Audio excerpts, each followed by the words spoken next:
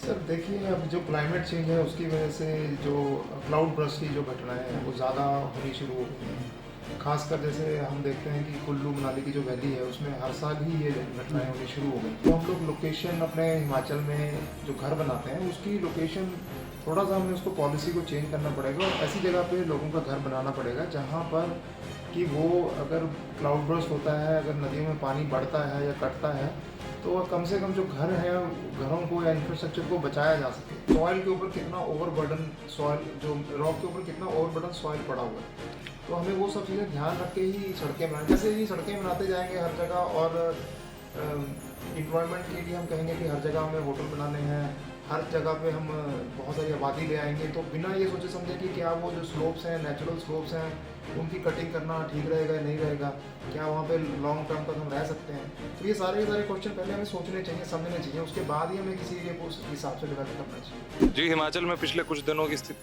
दिनों में स्थिति इस तरह से रही है कि बहुत सारी आपदाएं आ रही हैं, लैंडस्लाइड्स हो रहे हैं, फ्लैश फ्लड्स हो रहे हैं, रेनफॉल के एक्सट्रीम इवेंट्स हो रहे हैं। स्ट्रिक्ट रूल्स लेके आए और ये सब कुछ बंद करें और जो करना है वो साइंटिफिक तरीके से करें। सुप्रीम कोर्ट ने भी कल परसों ही अपने ऑर्डर में कहा है कि Himachal will disappear, vanish from the map of India. वो गायब हो जाएगा हिंदुस्तान के नक्शे से, जिस तरह से काम चल रहा है। ये अगर सरकारें गंभीर होती तो इतना नुकसान होता। बिल्कुल सरकारें इस चीज को लेकर गंभीर नहीं है। नमस्कार, मैं अनूप कुमार और आप देख रहे हैं सौगंध टीवी।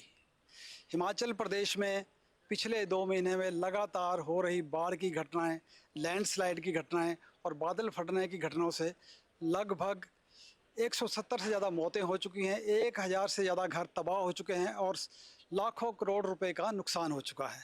हिमाचल में ये लगातार घटनाएं क्यों हो रही हैं?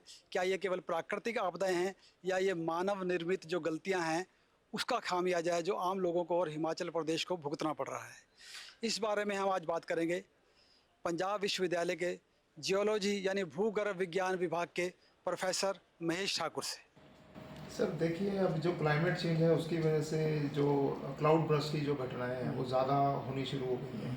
खासकर जैसे हम देखते हैं कि कुल्लू मनाली की जो वैली है उसमें हर साल ही ये घटनाएं होनी शुरू हो गई हैं। तो इसका एक कारण तो ये है कि प्राकृतिक थोड़ा सा, क्योंकि ग्रीन हाउस गैसेज का इफेक्ट भी आ रहा है, क्लाइमेट चेंज का इफेक्ट भी आ रहा है।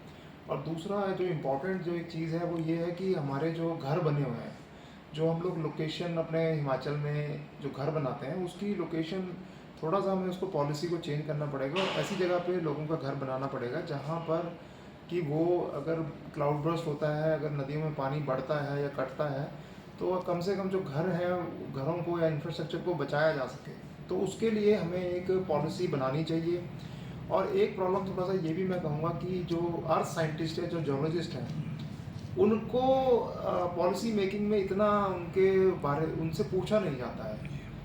तो ये भी एक दिक्कत है कि थोड़ा सा आप साइंटिफिक समाज को और उनकी जो नॉलेज है उसको यूज़ करके आप इन चीज़ों से थोड़ा सा बचा जा सकता है। और सर ये जो हिमाचल में और उत्तराखंड में जो ये हम हाईवे बना रहे हैं, डैम्स बना रहे हैं जगह जगह, तो वो भी एक कारण है इनका। हाँ जी, देखिए होता क्या है कि धीरे धीरे जो चट्टानें हैं, जब बारिश होती है तो जो चट्टानें जो रॉक्स हैं वो धीरे धीरे सॉइल में कन्वर्ट हो जाती हैं।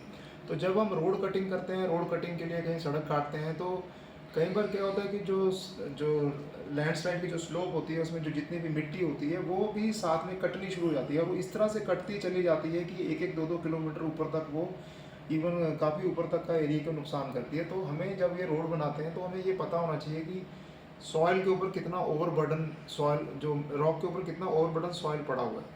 तो हमें वो सब चीज़ें ध्यान रख के ही सड़कें बनानी चाहिए। हर जगह अगर हम सड़क बनाने की डिमांड करेंगे, जैसे आप प्राशर लेक में देखें हिमाचल में, वहाँ पर भी सड़कें बनाने, थोड़ी सी कच्ची सड़क बनी थी, मगर आप प्राशर लेक के पीछे जाएँ तो एक बहुत बड़ा लैंडस्लाइड वहाँ पे भी हुआ है। तो अगर हम ऐसे ही सड़कें बनाते जाएंगे हर जगह और एम्प्लॉयमेंट के लिए हम कहेंगे कि हर जगह हमें होटल बनाने हैं, हर जगह पे हम बहुत सारी आबादी ले आएंगे, तो बिना ये सोचे समझे कि क्या वो जो स्लोप्स हैं, नेचुरल स्लोप्स हैं, उनकी कटिंग करना ठीक रहेगा या नहीं रहेगा, क्या वहाँ पे लॉन्ग टर्म तक हम रह सकते हैं। तो ये सारे के सारे क्वेश्चन पहले हमें सोचने चाहिए, समझने चाहिए, उसके बाद ही हमें किसी एरिया को उस हिसाब से डेवलप करना चाहिए। तो जो हमारे देश का जो जियोलॉजिकल सर्वे ऑफ इंडिया है सर, वो मतलब दुनिया में माना जाता है, उसका नाम है। तो क्या उसका आपको लगता है कि आजकल रोल कम हो गया है ये हाईवेज में? जियोलॉजिकल सर्वे ऑफ इंडिया बहुत अच्छी ऑर्गेनाइजेशन है, बहुत अच्छा काम करते हैं वो लोग। और उनके ऊपर काफ़ी सारी रिस्पॉन्सिबिलिटी होती है काम करने की, जैसे क्रिटिकल मिनरल्स के ऊपर भी वो काफ़ी काम कर रहे हैं अभी। तो ये बहुत ज़रूरी भी है कि देश को अभी क्रिटिकल मिनरल्स की बहुत ज़रूरत है, तो उसके लिए भी जियोलॉजिकल सर्वे ऑफ इंडिया काफ़ी काम कर रहा है। नहीं, जैसे अभी हम जिसको बोल देते हैं कि हाईवे में जैसे अब कालका शिमला है, या जो सड़कों का जो चौड़ीकरण हो रहा है, इसके लिए जो पहाड़ काटते हैं तो उसके लिए कोई ऐसी परमिशन या जो कुछ इसका नहीं सर, पैरामीटर्स हैं? नहीं सर, देखिए 2 चीज़ें हैं इसमें, थोड़ा सा सड़कें चौड़ी की जाए दिक्कत नहीं है, पर 4 लेन आप खुद ही देख लीजिए। अब 4 लेन जैसे हम किसी पहाड़ को काटते हैं तो उसका जो इक्विलिब्रियम होता है, जो एक संतुलन होता है, वो थोड़े टाइम के लिए ख़राब हो जाता है। जैसे कि हम कुल्लू मनाली बिलासपुर वाले रोड को ही देख लीजिए, तो उसमें भी अब वो बनाया तो हमने 4 लेन ही था, मगर अभी 2 ही लेनें चल रही हैं क्योंकि 1 लेन पे तो पत्थर ही गिरे हुए हैं।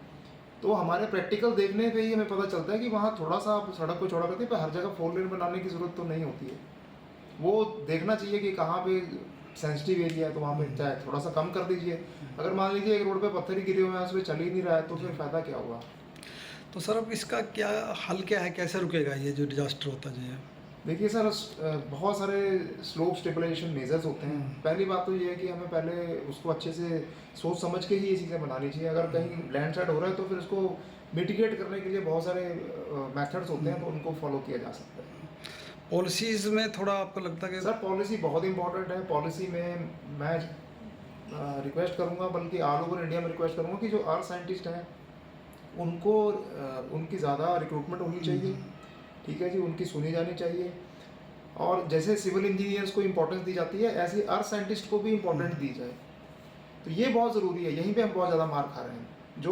जो साइंटिस्ट, जो शोधकर्ता जो काम करते हैं अर्थ के ऊपर, आप उन्हीं की नहीं सुनते हैं, तो फिर क्या बोला जा सकता है।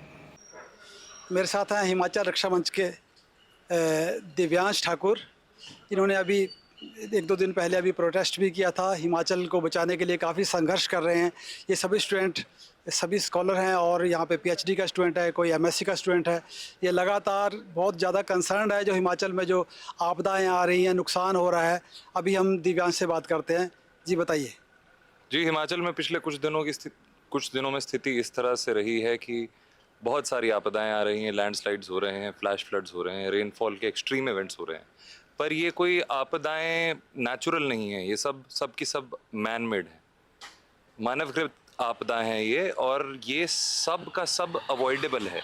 ये कोई लैंडस्लाइड इसलिए हो रही हैं क्योंकि कंस्ट्रक्शन गलत कर रहे हैं, आप 4 लेनिंग कर रहे हैं, पूरा का पूरा पहाड़ आप काट दे रहे हैं, साइंटिफिक तरीके से आप काम नहीं कर रहे हैं, इस वजह से ये सब कुछ हो रहा है। तो हमारी एक मांग है कि एक एनवायरमेंटल प्रोटेक्शन एक्ट आप लाएं, और ये सारी प्रक्रिया, कैचमेंट्स आप खराब कर रहे हैं, कंस्ट्रक्शन गलत जगहों में कर रहे हैं, डिफॉरेस्टेशन कर रहे हैं, स्ट्रिक्ट रूल्स लेके आएं और ये सब कुछ बंद करें, और जो करना है वो साइंटिफिक तरीके से करें।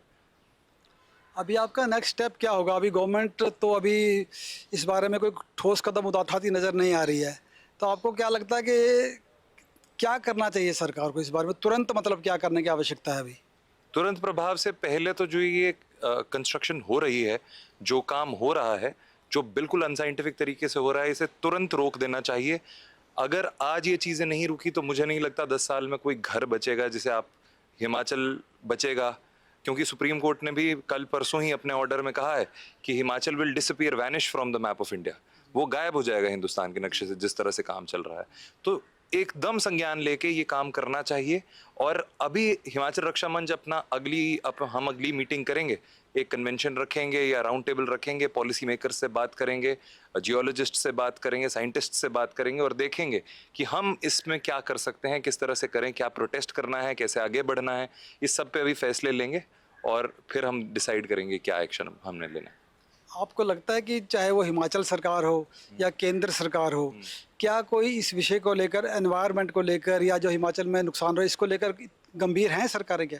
जी, अगर सरकारें गंभीर होती तो इतना नुकसान होता? बिल्कुल सरकारें इस चीज़ को लेकर गंभीर नहीं हैं। और मेरे लिए सबसे बड़ी ज़रूरी बात यह है कि जितना युवा यहाँ पे है वो इस बारे में इतना परेशान है कि जब वो यहाँ पे पढ़ने आता है तो वो शायद सोचता है कि अब इस बार बरसातों में घर जाऊँगा तो कोई मर ना जाए, कोई मेरे घर में हादसा ना हो जाए। जिस तरह से एक 11 महीने की बच्ची अनाथ हुई है हिमाचल में, पता नहीं कितनी ही जानें चली गई हैं। इसका जिम्मा सरकारों पे है कि अर्ली वार्निंग सिस्टम्स की बात हो रही है, रेडार्स की बात हो रही है, जियो टेक्निकल एनालिसिस की बात हो रही है। विकसित देशों में टेक्नोलॉजी है, 80 से 90% प्रभाव के साथ वो बता देते हैं कि एक्सट्रीम रेनफॉल होने वाला है, घर खाली करा दो, यहाँ ये स्थिति होगी। आप उसमें इन्वेस्ट नहीं करना चाहते, टेक्नोलॉजी है पर आप चाहते हैं कि जानों की कोई कीमत नहीं है, कंपनसेशन दे देंगे, मुआवजा दे देंगे, बाद में देखेंगे जो करना है। तो जी बिल्कुल, ये तो सरकारों की तो लापरवाही है इसमें। वीडियो जर्नलिस्ट संतांशु शर्मा के साथ मैं अनूप कुमार, सौगंध टीवी, चंडीगढ़। आप देख रहे हैं सौगंध टीवी, सौगंध वतन की।